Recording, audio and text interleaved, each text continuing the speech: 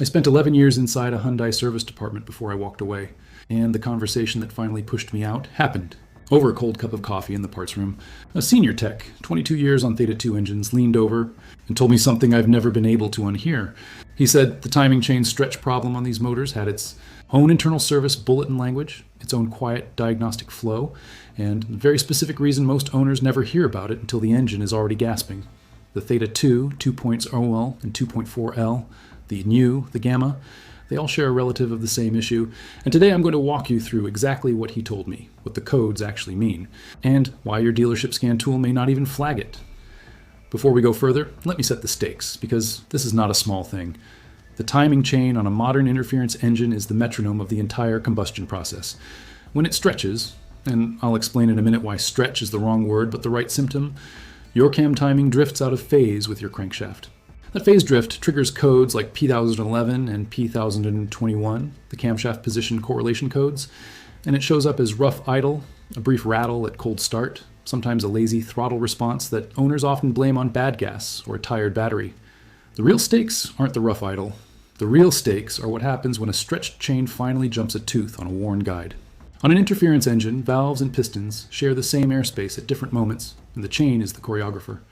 When the choreographer slips, the dance ends. Bent valves at best, a scarred head, and a rebuild quote north of $7,000 at worst.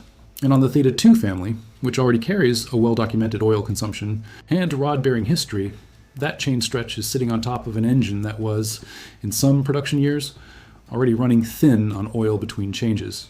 Pay attention to this number because it matters.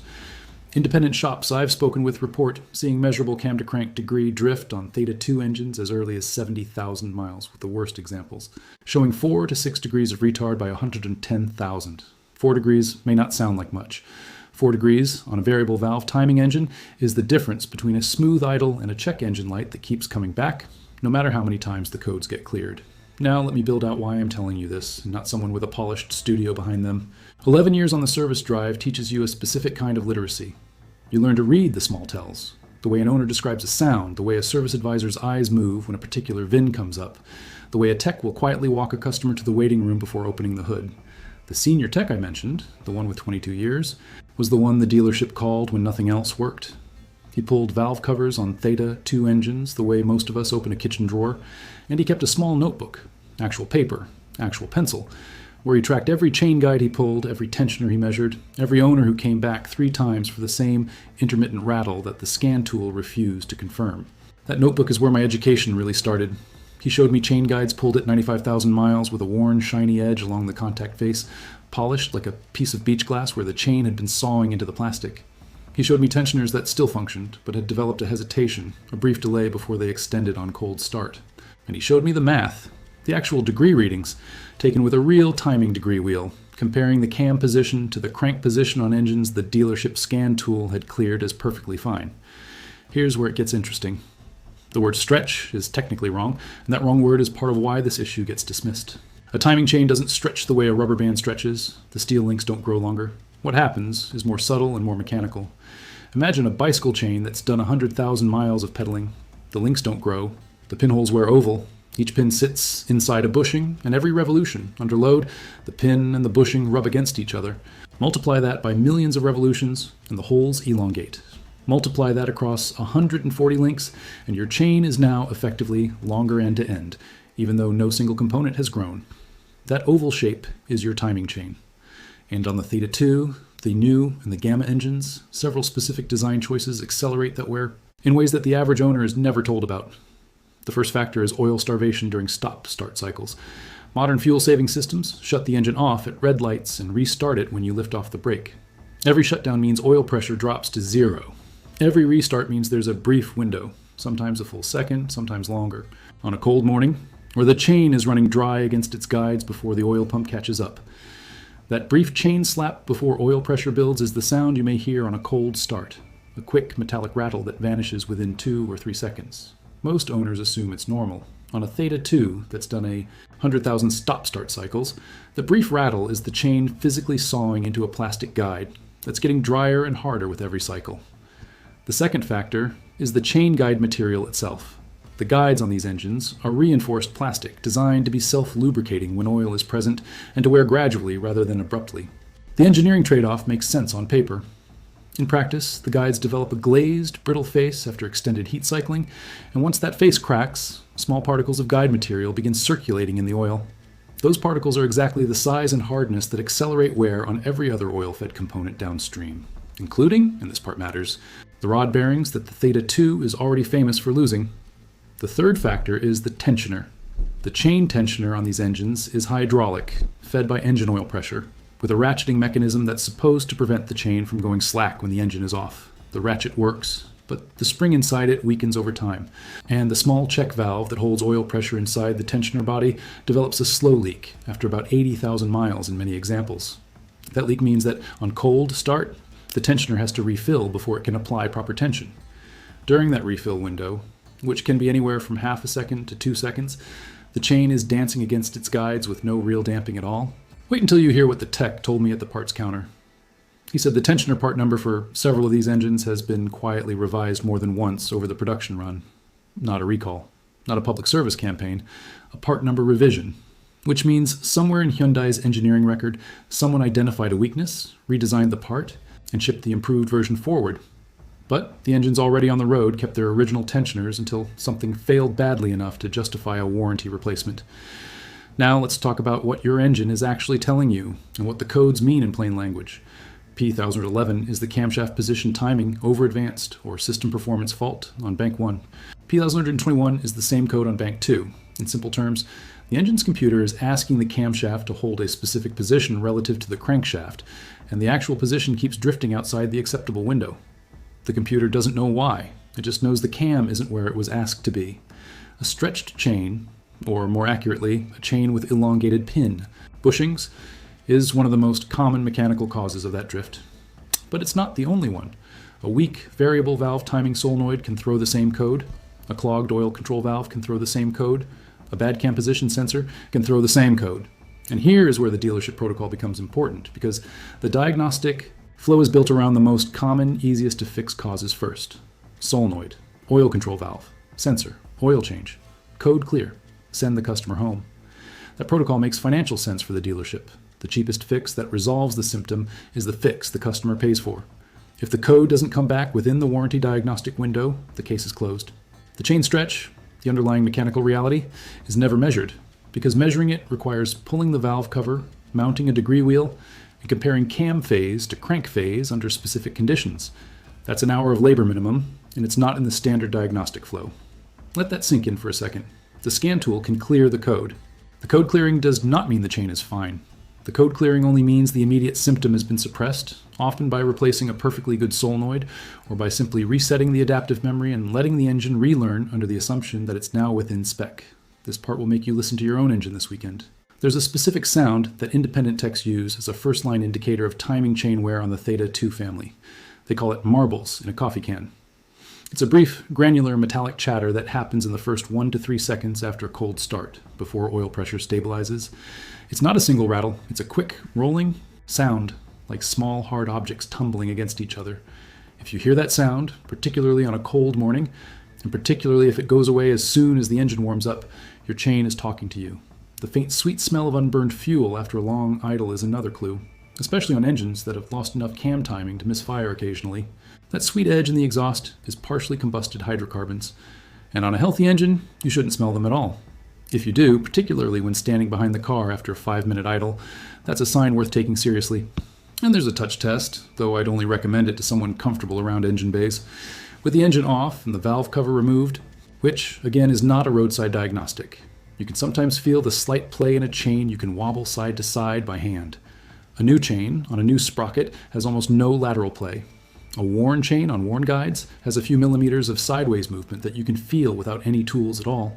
Now let me give you the numbers, because numbers separate observation from data.